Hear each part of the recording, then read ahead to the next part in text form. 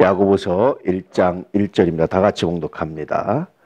하나님과 주 예수 그리스도의 종 야고보는 흩어져 있는 12지파에게 문안하노라. 오늘 말씀은 여러분 바울 서신과 참 많이 다르죠? 야고보 누구한테 편지한다고 그러죠? 흩어져 있는 12지파 누구를 말하는 겁니까? 유대인들을 말하죠. 그래서 야고보를 일컬어서 별칭이 유대인들의 사도다 이렇게 말하죠. 바울의 별칭은 뭘까요? 이방인의 사도다 그러죠. 그래서 어떤 의미에서 바울과 야고보는 참 다른 대상을 상대로 목회하고 복음을 전했던 사람들이에요. 이방인을 대상으로 하다 보니까 바울은 할례라든지 이런 유대인의 전통을 강조하면 복음이 제대로 전할 수가 없었어요. 복음이 소통이 안 됐습니다. 그러다 보니까 핵심을 바울은 파고들어요. 그런 겉의 형식이 아니라 뭐가 중요합니까? 믿음으로 구원받는 겁니다. 라는 핵심을 바울은 늘 붙들어요. 반면에 야고보는 유대인들을 향해서 복음을 전했어요. 유대인들에게 있어서 가장 큰 걸림돌은 뭐죠? 율법이었습니다. 율법을 무시하고 다시 말하면 자기들이 말하는 토라, 유대인들은 성서 전체가 균등하게 중요한 것이 아니라 토라가 제일 중요했어요. 율법서, 소위 말해서 모세오경이 제일 중요했어요.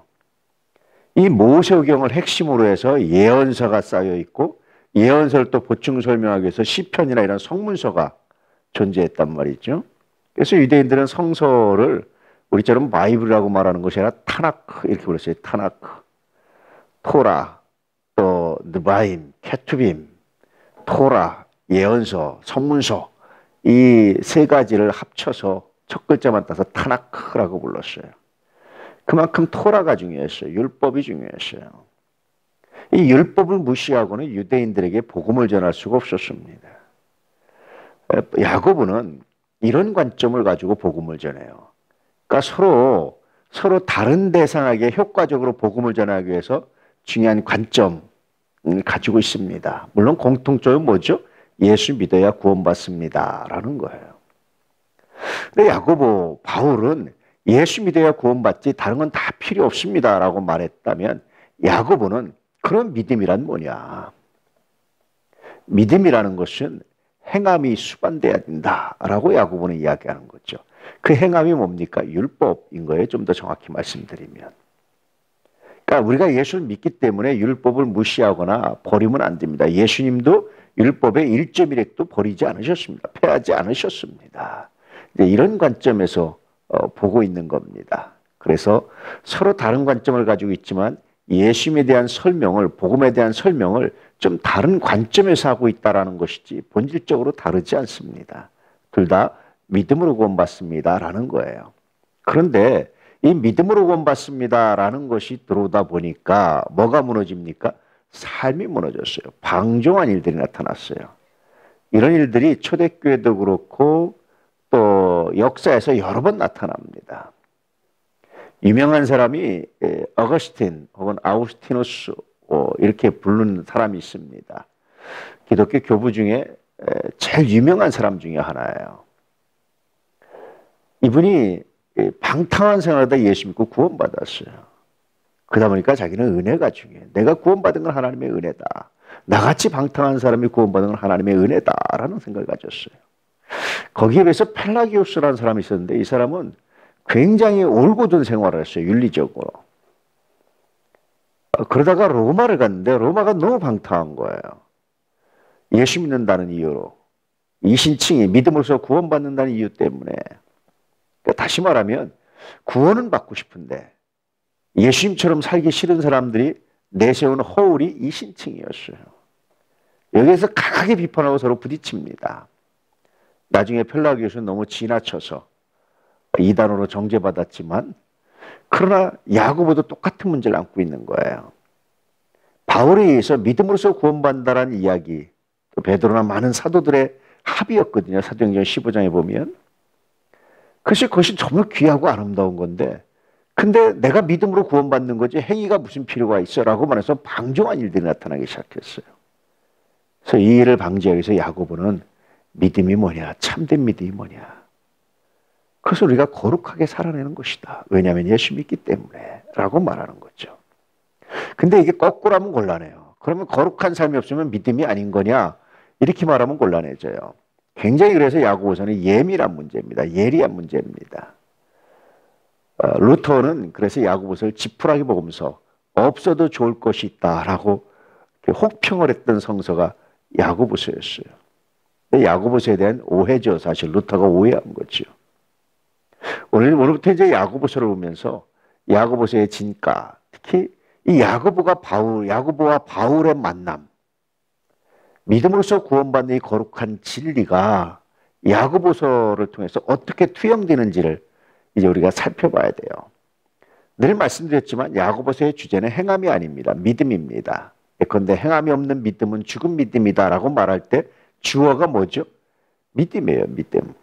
야고보서도 믿음에 대해서 말하는 거예요. 믿음으로 구원받는다는 사실에 대해서 말하는 겁니다. 그런데 믿는 사람은 그 믿음이 어떤 역할을 하느냐에 대한 질문을 야고보는 한 번 더 하고 있는 거예요. 이런 관점에서 오늘부터 야고보서를 묵상하고 살펴보도록 하겠습니다. 야고보서의 원래 이름은요, 다른 말들은 뭐 데살로니가인에게 혹은 뭐 고린도인에게 이렇게 이제 바울 서신은 기록되어 있어요. 근데 야고보서는 야코브 에피스톨레라고 해서요, 야고보가 쓴 복음 혹은 야고보의 편지, 그렇게 기록되어 있습니다. 이 원래 헬라어 제목이 원래 그래요. 야코브 에피스톨레, 야고보의 편지, 이런 제목으로 쓰였어요. 대략 야고보서는 AD 한 62년경쯤 대략 사도들이 네로 황제 때 대부분 AD 64년 이때쯤 대부분 64년 65년에 순교를 당해요. 바울도 마찬가지고 아마 야고보서는 AD 62년경 순교 당하기 전에 쓰였을 것이다 라는 것이 이제까지 학자들이 연구했는데, 최근에 다시 연구하면서 그보다 빠른 것 같다. 대략 한 46년, 7년, 8년 아마 이때쯤 쓰인 것 같다. 이런 생각을 가지고 시기를 연구하고 있습니다. 시기는 성서에 기록되지 않았기 때문에 야고보서에 기록된 여러 가지 사건들, 여러 가지 일들, 이런 것들을 추정해서 아마 이런 것이 기록된 거 보니까 이때가 아닐까라는 생각을 가지고 이제 시기를 추정하는 겁니다, 사실은. 그래서 AD 한 62년경으로 봤다가 최근에는 AD 한 6년, 7년, 8년, 9년 아마 이때가 아닐까라는 생각을 가지고 야고보서를 읽고 있습니다. 오늘부터 이런 관점으로 야고보서를 읽어 나가도록 하겠습니다. 오늘 1절에 보니까 굉장히 재미있어요. 하나님과 주 예수 그리스도의 종 야고보, 하나님과 주 예수 그리스도의 동생 야고보 이렇게 말하지 않고 왜 하나님과 주 예수 그리스도의 종 야고보 이렇게 표현했을까요? 이 야고보의 신앙 고백인 겁니다. 일종의 육신적으로는 물론 예수님은 동정녀 탄생을 하셨지만 육신적으로는 형이라고 부르며 자랐잖아요. 이제부터는 형이라고 말하지 않겠습니다. 내가 감히 형이라고 고백할 수 없습니다. 그분은 나의 주님이십니다. 주님은 주인님의 준말이거든요. 그분은 나의 주인입니다. 나는 그분의 종으로서 만족합니다. 그런 신앙 고백을 하고 있어요. 그러니까 야고보가 하나님과 주 예수 그리스도의 종이라고 말하는 것은 이제 신앙 안에서 혈연적 관계를 초월하고 뛰어넘는 겁니다. 굉장히 놀라운 고백이에요. 제가 늘 말씀드렸지만 여러분 교회에 오면요, 더 이상 남편, 아들, 딸 이렇게 부르지 마세요. 교회의 직분을 불러주시기를 축복합니다. 이게 하나님 안에서, 예수 안에서 혈연 관계를 뛰어넘는 거예요. 저는 집사람을 보면서 직분이 없어요. 사실은 사모는 목사 부인이란 뜻입니다. 근데 목사가 제가 집사람을 보면서 사모 이렇게 부를 수는 없잖아요. 목사 부인 이렇게 부를 수는 없잖아요. 그래서 집사람, 아내 이렇게 이제 호칭하는 것이 일반적 관례인데, 그게 좀 아쉬운데요. 그렇지 않으면 교회에서는 여러분 교회 직분을 불러주는 것이 더 타당합니다. 왜냐하면 우리는 물론 인간적으로, 육체적으로는, 육신적으로 이런 혈연 관계, 이런 부부지만 주 안에서 우리는 모두 형제 자매입니다. 공적인 관계로 교회 안에서 대할 수 있어야 되는 거예요. 그래서 교회 안에서 여러분 자녀들 대하거나 혹은 부부를 대할 때 서로 직분을 부를 수 있기를 축복합니다. 야고보는 그런 거예요.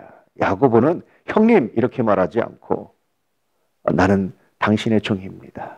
주님, 철저하게 예수님을 이렇게 고백하고 있습니다. 이것이 주 안에서 거듭난 사람들의 모습이고 호칭입니다. 야고보가 행함이 없는 믿음, 죽은 믿음이라고 강하게 질타할 수 있었던 이유는 바로 자신의 이런 변화를 바탕으로 하고 있는 거죠. 그러면서 야고보가 하나 더 이야기합니다. 흩어져 있는 12지파에게 문안한다. 12지파, 유대인들 전체를 말하는데 전체 이스라엘의 자손들 12지파 전체를 말하는 거예요. 유대인들이라는 건 사실은 유다지파 중심이거든요. 야고보는 자신은 유다지파였죠. 예수님이 유다지파였고 유다지파 중심으로 생각할 수 있었는데 12지파 전체를 말한다는 것은 나는 이제 내 지파도 그렇게 중요하지 않습니다. 예수님이 혈연적으로 내 형님이라는 것이 중요하지 않고 나는 예수 안에서 그분이 나의 주님이듯이 내가 유다지파라서 유다지파 중심으로 생각하지 않습니다. 나는 하나님의 선민들 12지파 모두가 다 나에게 필요합니다. 나는 그들에게 복음 전하고 싶습니다. 이런 의미에서 야고보는 철저하게 자신의 인간적인 혈연관계나 인간적인 한계를 뛰어넘는 사람이었어요. 왜냐? 그가 예수님을 믿었기 때문에 그렇다라고 설명해 주고 있는 겁니다. 야고보서는. 내가 예수 믿고 보니까 그런 것들이 별로 중요하지 않습니다. 내가 예수 믿고 보니까 내가 예수를 나의 구주로 영접하고 보니까 하나님의 마음이 내 안에 들어왔는데 그것은 온 세계 모든 사람들을 구원하시고자 하는 하나님의 마음이었습니다. 하물며 같은 아브라함의 자손이고 같은 피를 나는 형제들이겠습니까? 이런 의미가 이 안에 들어있는 거죠. 이게 야고보의 변화였습니다. 여러분 주 안에서 이런 변화를 간직하며 이런 변화의 눈으로 야고보서를 바라보고 이런 변화의 눈으로 자기 자신을 통찰할 수 있는 은혜가 있기를 축복합니다. 오늘도 믿음의 거룩한 승리가 여러분들에게 가득하기를 축복합니다. 할렐루야.